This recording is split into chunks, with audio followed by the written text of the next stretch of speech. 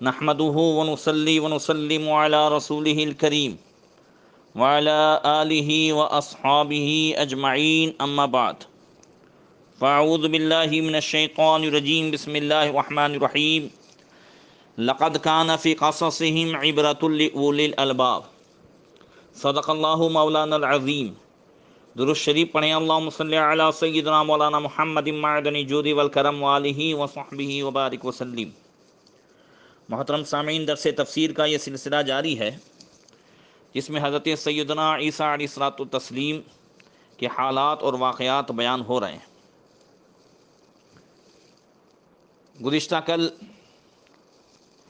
عیسیٰ علیہ السلام کے کچھ القابات کے تعلق سے بھی گفتگو ہوئی تھی، اور آپ کے پیدائش کے وقت اور پیدائش کے بعد آپ نے جو کلام فرمایا اس کے ایک ایک جملے کی وضاحت ہوئی تھی۔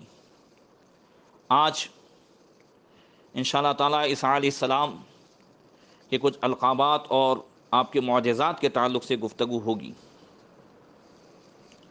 اللہ تعالیٰ نے سورہ آل عمران میں حضرت عیسیٰ علیہ السلام کے تعلق سے ارشاد فرمایا، اذ قالت الملائکۃ یا مریم ان اللہ یبشرک بکلمۃ منہ اسمہ المسیح عیسی ابن مریم وجیہا فی الدنیا والآخرہ ومن المقربین ویکلم الناس فی المہد وکہلا ومن الصالحین۔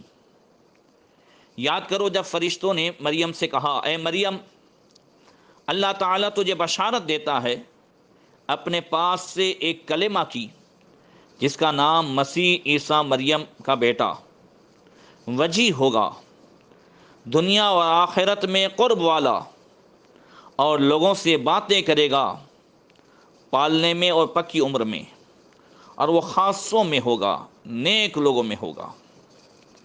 عیسیٰ علیہ السلام کو یہاں پر کلمۃ اللہ کہا گیا، عیسیٰ علیہ السلام کو وجیہ کہا گیا، مقرب کہا گیا، اور پالنے میں اور بڑی عمر میں لوگوں سے کلام کریں گے، اور وہ صالحین میں سے ہوں گے۔ سب سے پہلے آپ کو اللہ نے کلمہ کیوں کہا؟ عیسیٰ علیہ السلام کا ایک لقب ہے کلمۃ اللہ۔ مفسرین فرماتے ہیں کہ آپ کی پیدائش بغیر باپ کے واسطے اللہ تعالیٰ کے کلمہ کون سے ہوئی، اور آپ کی تخلیق میں جب باپ کا واسطہ نہیں، فقط اللہ تعالیٰ کے کلمہ کن سے جب آپ پیدا کیے گئے، تو اس وجہ سے آپ کو کلمہ کہا گیا۔ آپ کو مسیح کا جو لقب دیا گیا،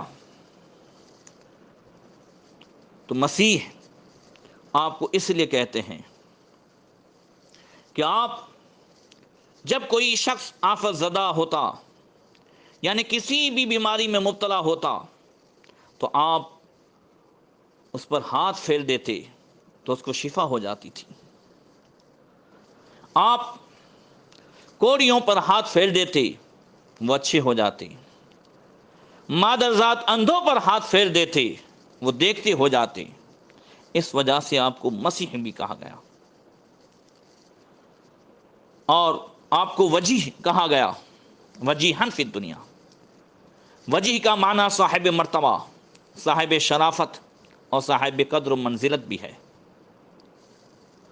اور وجیہ کا ایک معنی یہ ہے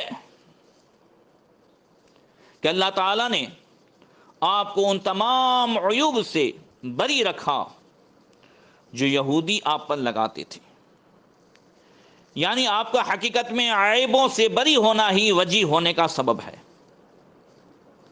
اگرچہ آپ پر یہودی عیب لگاتے رہے، لیکن آپ کی شان میں کوئی فرق نہ آ سکا۔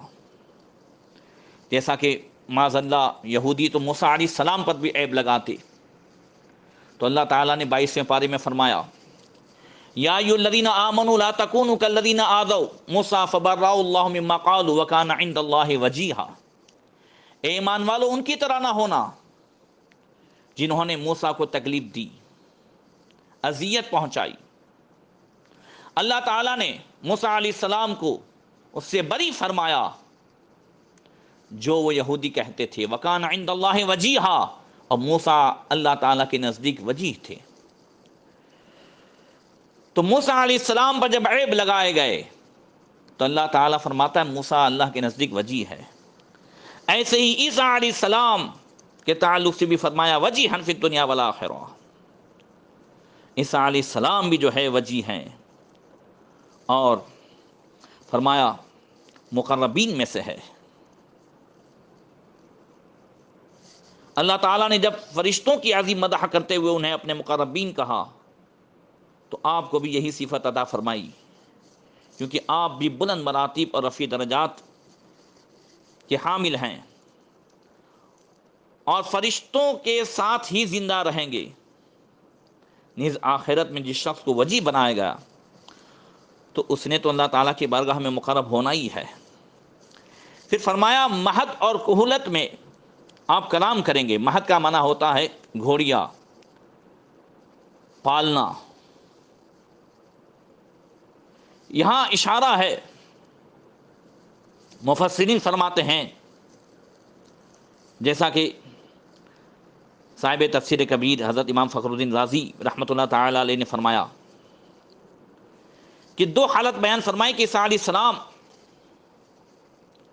پالنے میں بھی بات کریں گے، جب پختہ عمر کے ہوں گے تب بات کریں گے۔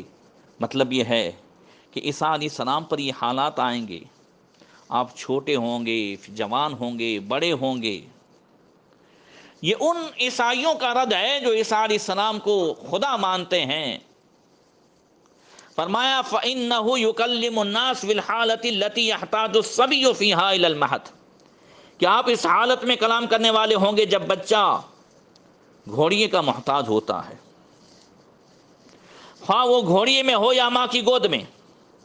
آپ نے بچپن میں ایک مرتبہ کلام فرمایا، آپ نے اپنی والدہ کی برات کا اظہار فرمایا اور اپنے اوصاف بیان فرمائے، پھر خاموشی اختیار کی، پھر عام بچوں کی طرح بولنے کے وقت بولنا شروع کیا۔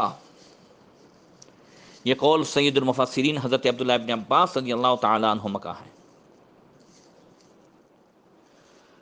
جو اس بات کی طرف اشارہ کر رہا ہے کہ جنہیں اتنی حالتیں گزرے وہ خدا نہیں ہوتا، اس وجہ سے اس عقیدے کا رد کرنے کے لیے فرمایا گیا، اور فرمایا کہ آپ صالحین میں سے ہیں۔ اللہ تعالیٰ نے آپ کی عظیم صفات کا ذکر فرمانے کے بعد فرمایا وَمِنَ الصَّالِحِينَ، آپ صالحین سے ہوں گے۔ اس لیے کہ مفسرین فرماتے ہیں، امام فخر الدین رازی تفسیر کبیر میں فرماتے ہیں کہ لا رتبۃ اعظم من کون المرء صالحا لانه لا يكون كذلك الا ويكون في جميع الافعال وترك مواضعها على النهج الاصلح والطريق الاكمل، کہ صالحین میں سے ہوں گے، یعنی صالحیت سے بڑھ کر اور کوئی مرتبہ نہیں ہے۔ سب سے بڑا مرتبہ یہی ہے کہ انسان صالح ہو، اس لیے کہ صالح وہی ہو سکتا ہے جس کے تمام افعال، خواہ ان کا تعلق عمل سے ہو یا چھوڑنے سے، ہمیشہ بہتر طریقے پر ہوں اور کامل طریقے پر ہوں، وہی صالحین سے ہوگا۔ اس سے معلوم ہوا کہ صالح ہونے کا تعلق تمام مقامات سے ہے، خواہ ان کا تعلق دین سے ہو یا دنیا سے۔ اسی طرح ایسے افعال جو دل سے متعلق ہوں یا ظاہری اعضاء سے، تمام میں صلاحیت ہوگی۔ حضرت عیسیٰ علیہ السلام کا ایک لقب روح اللہ بھی ہے، انما المسیح عیسی ابن مریم رسول اللہ وکلمۃ القاها الی مریم وروح منہ، کہ مسیح عیسیٰ مریم کا بیٹا اللہ تعالیٰ کا رسول ہی ہے، اور اس کا ایک کلمہ کہ مریم کی طرف بھیجا، اور اس کی طرف سے ایک روح ہے۔ چونکہ آپ حضرت جبریل امین علیہ الصلوۃ والتسلیم کی پھونک سے پیدا ہوئے، اس وجہ سے بھی آپ کو روح اللہ کہا جاتا ہے۔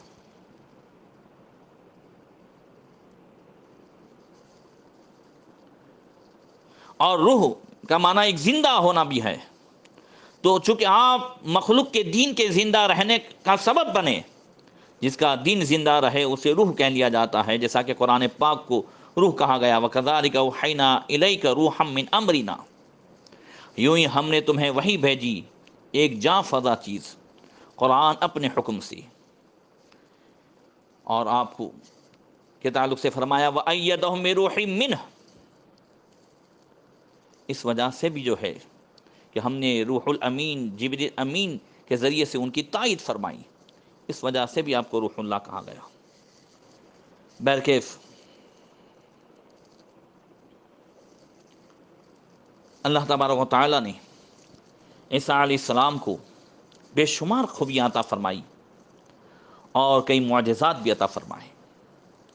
عیسیٰ علیہ السلام کے معجزات کا تذکرہ کرتے ہوئے اللہ تعالیٰ ارشاد فرماتا ہے کہ انی قد جئتکم بآیۃ من ربکم انی اخلق لکم من الطین کہیئۃ الطیر فانفخ فیہ فیکون طیرا بإذن اللہ وأبرئ الأکمہ والأبرص وأحیی الموتى بإذن اللہ وأنبئکم بما تأکلون وما تدخرون فی بیوتکم ان فی ذلک لآیۃ لکم ان کنتم مؤمنین۔ میں تمہارے پاس ایک نشانی لایا ہوں، عیسیٰ علیہ السلام کہتے ہیں، تمہارے رب کی طرف سے۔ میں تمہارے لیے مٹی سے پرندے کی مورت بناتا ہوں، پھر اس میں پھونک مارتا ہوں تو وہ فوراً زندہ ہو جاتی ہے اللہ تعالیٰ کے حکم سے، اور شفا دیتا ہوں مادرزاد اندھے اور سفید داغ والے کو، اور میں مردے زندہ کرتا ہوں اللہ تعالیٰ کے حکم سے، اور تمہیں بتاتا ہوں جو تم کھاتے ہو اور جو تم اپنے گھروں میں جمع رکھتے ہو، بے شک ان باتوں میں تمہارے لیے بڑی نشانی ہے اگر تم ایمان رکھتے ہو۔ یہاں عیسیٰ علیہ السلام کی معجزات بیان ہوئے۔ عیسیٰ علیہ السلام فرماتے ہیں میں اللہ کے حکم سے تمہارے لیے مٹی کا ایک پرندہ بنا کر اس میں پھونک مارتا ہوں تو اللہ کے حکم سے وہ پرندہ زندہ ہو جاتا ہے، اڑنے لگتا ہے۔ اللہ کے حکم سے مادرزاد اندھوں کو دیکھتا اور کوڑیوں کو شفا کرتا ہوں، یہ بِإِذْنِ اللہ، اس بات نے واضح کیا۔ ہم اہل سنت والجماعت مسلک اعلی حضرت کا عقیدہ یہی ہے کہ ہر نبی ولی جن کو جو ملتا ہے وہ اللہ کی طرف سے ملتا ہے۔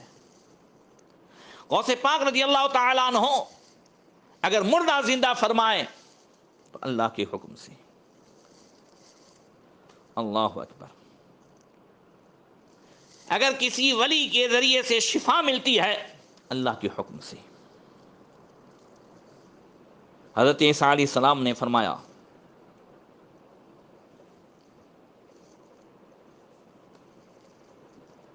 کہ میں اللہ کے حکم سے یہ کام کرتا ہوں، آپ کو یہ معجزہ عطا کر کے اللہ تعالیٰ نے آپ کی پیدائش پر دلیل قائم فرما دی۔ یعنی عیسیٰ علیہ السلام نے وہ اپنی قوم کو بتایا میری قوم تم پیدائش میں شک کرتے ہو، یہ حقیقت میں رب تعالیٰ کی قدرت میں شک ہے۔ رب تعالیٰ نے مجھے بھی یہ معجزہ عطا فرمایا ہے کہ میں بغیر ماں باپ کے مٹی سے پرندے کی مورتی بنا کر اس میں اللہ تعالیٰ کے حکم سے اس میں پھونک مارتا ہوں تو وہ حقیقی طور پر پرندہ بن جاتا ہے۔ بنی اسرائیل نے آپ سے بھی یہ بات بتا دوں کہ عیسیٰ علیہ السلام بنی اسرائیل ہی کی طرف رسول بنا کر کے بھیجے گئے، جیسا کہ اللہ نے فرمایا وَرَسُولًا إِلَىٰ بَنِي إِسْرَائِيلَ، کہ بنی اسرائیل کی طرف رسول بنا کر کے بھیجا گیا۔ تو بنی اسرائیل نے آپ سے بھی اسی طرح سرکشی کے طور پر چمگادڑ بنانے کا مطالبہ کیا، جس طرح وہ اپنی عادت کے مطابق پہلے انبیاء کرام سے معجزات کا سوال کرتے چلے آ رہے تھے۔ جب آپ نے ان کے مطالبے کے مطابق معجزہ دکھایا تو وہ کہنے لگے یہ تو جادوگر ہے۔ انہوں نے آپ سے چمگادڑ بنانے کا مطالبہ ہی کیوں کیا تھا؟ اس لیے کہ یہ ایسا پرندہ ہے جس میں پرندوں، حیوانوں، انسانوں والے اوصاف پائے جاتے ہیں۔ اسے بنانے میں انہیں بظاہر مشکل نظر آئی کہ اسے بنانا تو بہت بڑی قدرت کا تقاضا ہے۔ چمگادڑ کے تعلق سے مفسرین و محققین فرماتے ہیں چمگادڑ کے دانت اور داڑیں ہوتی ہیں، اسے عورتوں کی طرح ماسک بھی آتا ہے، حیض بھی آتا ہے، اور یہ بچے جنتی ہے، انڈے نہیں دیتی، پروں کے یعنی گوشت کے بازوؤں سے اڑتی ہے، اس کے کان ہوتے ہیں، اس کے پستان ہوتے ہیں، اس کے تھنوں سے دودھ آتا ہے، یہ انسانوں کی طرح ہستی ہے، دین کی روشنی اور رات کی تاریکی میں نہیں دیکھ سکتی، اسے صرف دو وقتوں میں نظر آتا ہے، ایک سورج کے غروب ہونے کے بعد جب تک روشنی رہے، اور دوسرا صبح کے بعد زیادہ روشنی ہونے سے پہلے۔